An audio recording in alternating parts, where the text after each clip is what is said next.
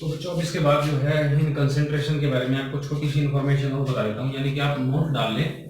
ठीक है, एक छोटा सा इंपॉर्टेंट नोट आप इसमें देखें, वो नोट क्या है। तो एक बार फटाफट से कॉपी में आप ये लिखें। ठीक है, हेडिंग डाल लें नोट में। ठीक है, इंपॉर्टेंट है काफ़ी, तो मैं पॉइंट आपको यहाँ पर बता रहा हूँ।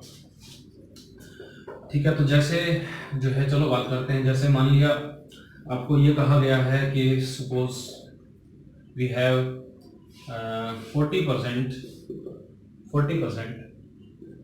NaOH एक्वस सॉल्यूशन, ध्यान दें, बाई वॉल्यूम। तो भाई आपको ये स्टेटमेंट दिया है, ध्यान दें। स्टेटमेंट में आपको कहा है कि आपके पास 40% जो है NaOH का एक्वा सॉल्यूशन है और बाई वॉल्यूम दिया हुआ है।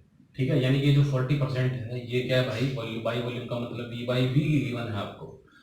तो जो है आपसे ये पूछा है कि, ध्यान दें, आपसे ये पूछा है कि भाई इसमें सोल्यूट के अमाउंट बताएं, सॉल्वेंट के अमाउंट बताएं और सॉल्यूशन के अमाउंट बताएं।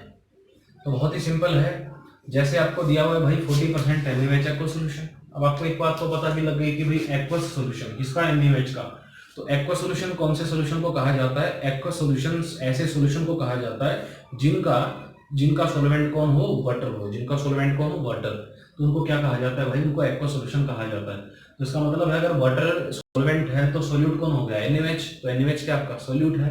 अब NaOH कितना दे रखा है? 40%। 40% का मतलब है 100% में 40%, यानी कि 100 में 40। तो 40 किसकी अमाउंट होगी? 40 is the amount of NaOH। तो बच्चों 40 किसकी अमाउंट होगी? NaOH की 40 अमाउंट होगी। अभी जो 40 अमाउंट है, इस 40 अमाउंट को आप परसेंटेज में नहीं, आप लिखेंगे वॉल्यूम में। इसमें लिखेंगे वॉल्यूम में। और मैंने आपको बताया था जब परसेंटेज की बात होती है तो उस वॉल्यूम में हम छोटी यूनिट यूज करेंगे, यानी कि ml।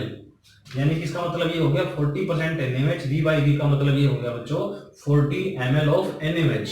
तो NaOH की आपको अमाउंट कितनी दे रखी है? 40 ml। तो आप इसको कैसे लिखेंगे? इसका मतलब ये हो गया कि अमाउंट ऑफ NaOH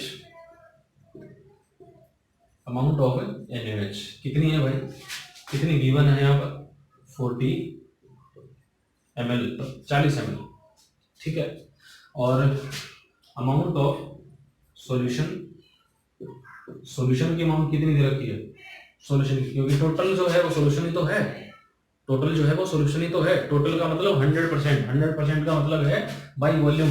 देखो लिखा है ऊपर भी V नीचे भी V, यानी कि सोल्यूट भी वॉल्यूम में, सॉल्यूशन भी वॉल्यूम में। क्योंकि ऊपर क्या होता है? सोल्यूट, नीचे क्या होता है? सॉल्यूशन। यानी कि सोल्यूट भी वॉल्यूम में और सॉल्यूशन भी वॉल्यूम में।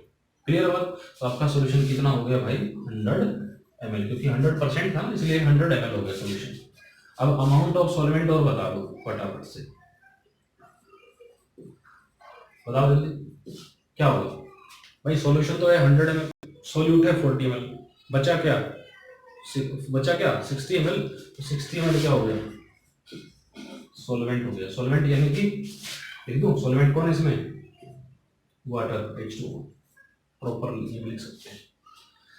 बात समझ में आई? तो ये पॉइंट जो है आपको ध्यान रखना है, क्योंकि जब कई सारे हम क्वेश्चंस करेंगे तो आपको ये सबसे जरूरी जो पॉइंट है ये आपको ध्यान में आ जाना चाहिए। ठीक है, एक दो बात और मैं आपको बता देता हूँ। जैसे अब इसी में आपको दे दिया तो 10% दिया है, suppose 10% HCl aqueous solution by volume का मतलब है भाई V/V। चलेगा, HCl कितना हो गया भाई? HCl कितना हो गया? 10 ml। क्लियर है? और सॉल्यूशन कितना हो गया? 100 ml, क्योंकि सारा टोटल क्या होता है? 100 ml ही होगा ना। तो वाटर कितना हो गया? वाटर हो गया भाई टोटल 100 में से 10 सॉल्यूट माइनस कर दो, सॉल्वेंट बच गया। सॉल्वेंट कितना बचा? 90 ml। तो आई होप क्लियर हो गया होगा। ठीक है, तो एक चीज और, जो अगर आपको ये बात क्लियर हो जाती है तो आप जो है कमेंट बॉक्स में आप जरूर ये लिख दिया करो कि सर क्लियर नॉट, ये सब आप बता दिया करो। ठीक है ना, कि सर ये क्लियर है नहीं है। अगर अगर कोई डाउट्स है तो आप जो है आप उसमें से पूछ लिया करो, ठीक है। तो एक छोटा सा पॉइंट मैं आपको और बता देता हूँ, इसी में एक स्टेटमेंट देता हूँ। सपोज स्टेटमेंट आपको दी हुई है, इसी को मैंने लिख दिया 40%, ध्यान दें 40% NaOH aqueous solution by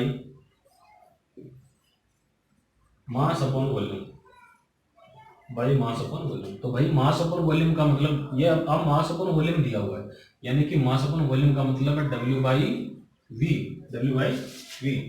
और W बाई वी का मतलब क्या है, ऊपर W है नीचे V है, यानी कि सॉल्यूट को की अमाउंट को किस में लेंगे, ग्राम में, मास में, वेट में, और जो सॉल्यूशन की अमाउंट को किस में लेंगे, वॉल्यूम में। क्लियर है?